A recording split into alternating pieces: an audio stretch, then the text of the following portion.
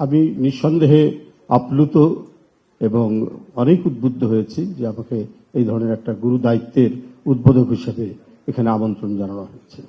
নিঃসন্দেহে যারা এই অনুষ্ঠানটির সাথে জড়িত এবং যারা এই থিম সংটি রচনা করেছেন, এই গানটি রচনা করেছেন, আমি প্রত্যেককে ধন্যবাদ জানাই যে এটা অত্যন্ত জরুরি ছিল। নির্বাচনের প্রাককালে আজকে থেকে শুরু হচ্ছে প্রচারণা, অর্থাৎ 12টা 1 মিনিটের পর থেকে, এবং এটাকে সামনে রেখেই এই রচনা এবং এই উপস্থাপনা, এই অনুষ্ঠান। নিঃসন্দেহের সাথে যারা জড়িত তারা আমি মনে করি যে একটা সুচারুভাবে সম্পন্ন একটা অনুষ্ঠান করছেন, এবং যেটি আমাদের সামনে যে নির্বাচনী যে কর্মকাণ্ড বা নির্বাচনী যে লড়াই, সে লড়াইকে এটা উদ্বুদ্ধ করবে। এখানে থিমের সাথে সং যেহেতু আছে, সং মানে গান, তো গান মানেই তো উৎসব।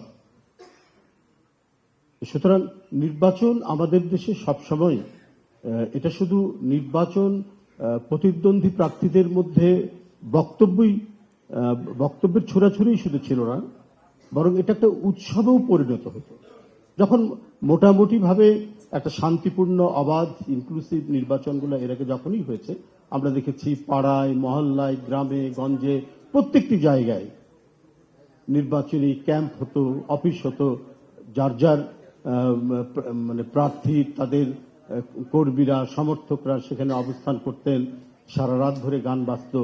সেই উৎসবের পরিসরটা আমাদের অনেকটাই কমে এসেছে আমি বলবো, নানা নিয়ম আইন কানুনের মধ্যে দিয়ে। তারপরেও যে